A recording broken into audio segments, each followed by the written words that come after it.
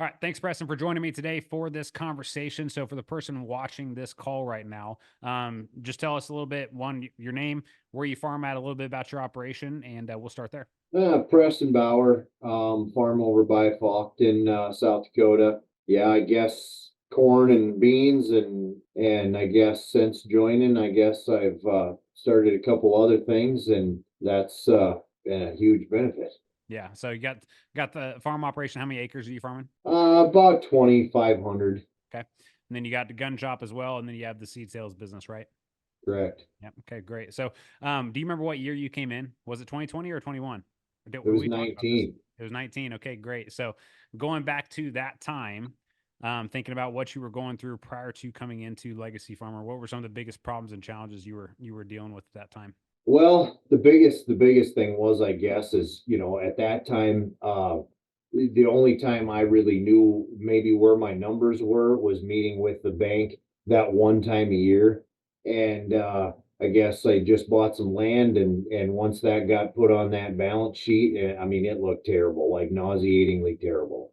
Yeah. And so I knew something had to change, something had to be done there. And if a person was going to be doing that kind of stuff, that farming alone wasn't enough. So that's basically what led me to start, looking around, and that's where I found your videos, Yes. and yeah, it's been all uphill from there.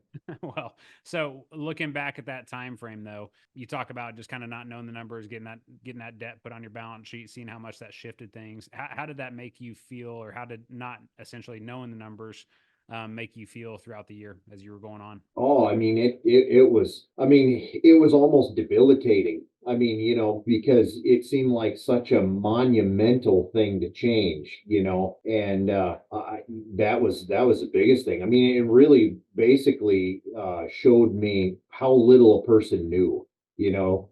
I mean, in how they arrive at this number, and Mhm. just they're just didn't know any of that. Yeah, yeah. Kind of mind blowing how the knowledge gap between farmers and finances or farmers and banking that really exists out there. Definitely. For a majority of the time, then when you're talking about just updating your balance sheet and stuff once a year, was it your banker that primarily did that for you? Absolutely. Yeah, yeah. Pretty common practice there for people across the country. But at the end of the day, it's like it's such a huge mistake though too because your banker has no idea what's going on in your operation. No. Yeah, No, I mean, yeah, I mean, we've come across several situations in the last, 5 years. And we're still coming across them, where stuff just doesn't make sense. yeah, yeah. Cool. Well, so next question then for you is out of everything that we've, done here and led you through and stuff over the years, what are some of the biggest things you've noticed change in your operation across finances, how you make decisions, how you deal with the bank, that type of stuff?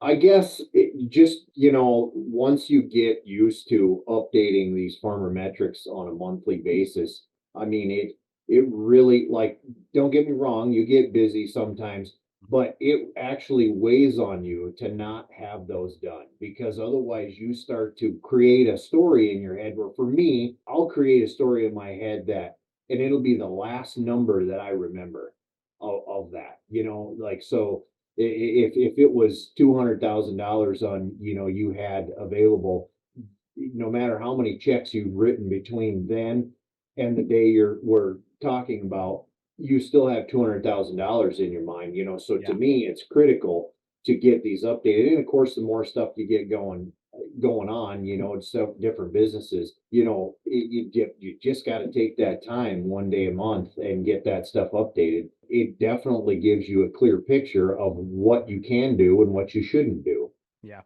What parts of the year then did you notice that those stories would get the highest for you or get the most, kind of dangerous mentally and where it kind of sink you into financial scarcity? This time of year is Yeah. the worst, because I mean, it's just like every day there's a new bill in the mail, and you're getting amped up to go out and plant, and then you're Yep. hoping and praying that, it's going to turn out. And maybe the prices will rally. Yeah, you keep playing, playing this game of hopium in your mind, and just hoping and praying that things are gonna gonna turn around and that the markets are gonna solve your problems for you. How many people do you feel are farmers or ranchers are out there that are like yourself before you came in, to where they know there's holes in their operation financially, but they just don't know how to solve it? Oh, I would say there's quite a few. Yeah. I mean, people don't really talk about it, of course, but I mean, if there isn't somebody out there giving you the education needed, like for me, then there's got to be lots of others that are in the same boat. Yeah, and that's the thing though too, is even with what we're talking about, and I think you'll agree with this, that we've essentially taught you how to basically do your loan officer's job for them, and you already know exactly what the deal is going to be before you ever walk in there, and what their answer is going to be to whatever loan request you have. It's crazy that we live in a world where this type of education, this isn't what we're taught in school and things like that. Definitely. I Yep. mean, it should almost be a requirement. I mean, at the very least, that your parents say, "Hey, you need to go take this class," but there isn't one really. There isn't one. You know? There may be an ag business management degree, but there's not, a reality type training Right, or education on this. right. Okay, great. So next question then is, we talked about what are the things that changed for you. What have you noticed? So not just financially, but what has really been streamlined for you when it comes to working with the bank, as far as, what did it used to look like getting your renewal done, as far as time frame, versus what it is it now?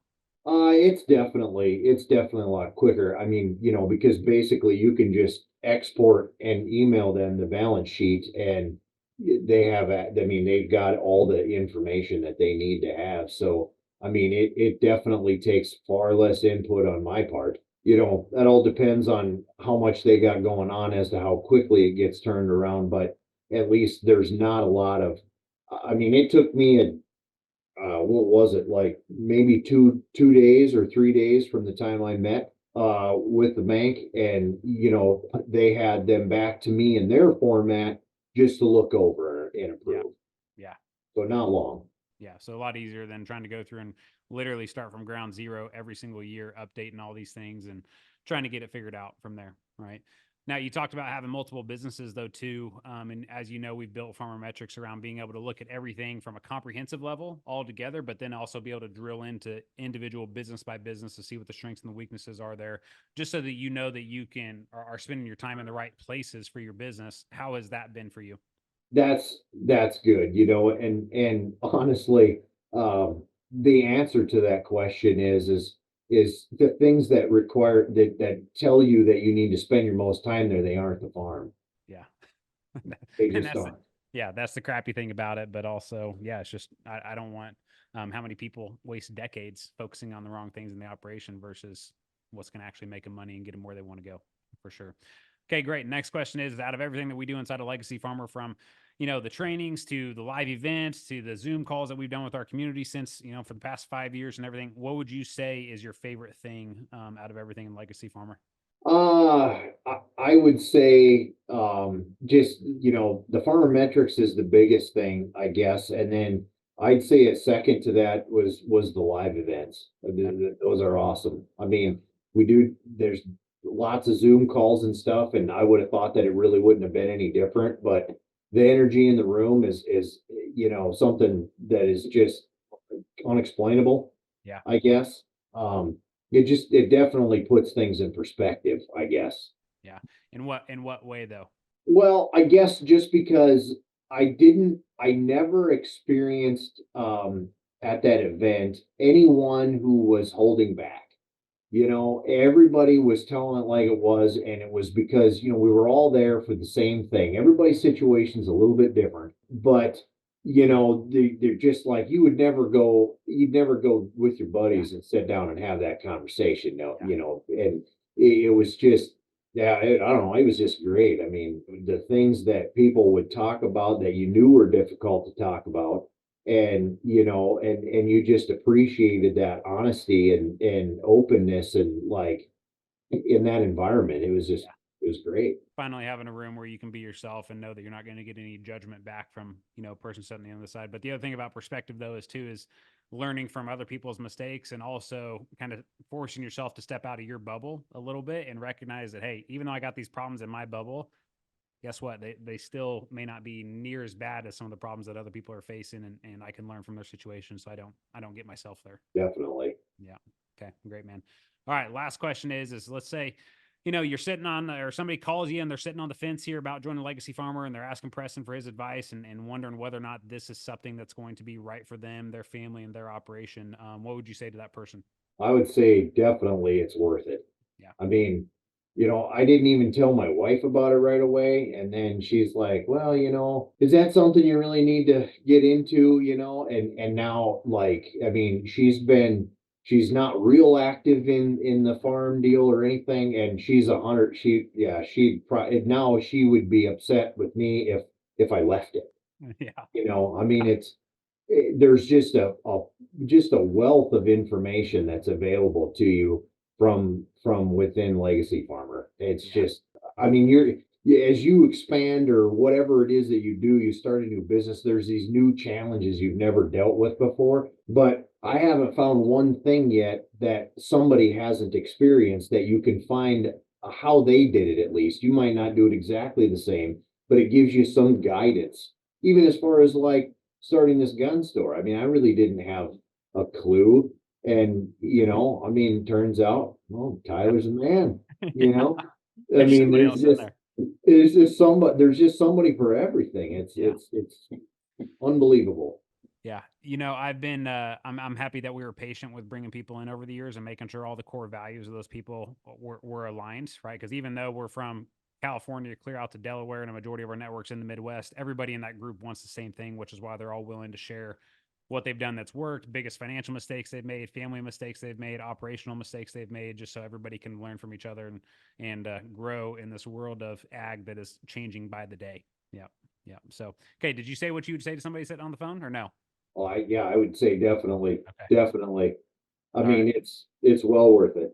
Okay, great. And I think too, it's just a testament as well with you being here since 2019, and we're recording this in April of 24, to be here for 5 years. Yeah, pretty crazy. So, all right, man. Thanks for taking the time to have this conversation with me today.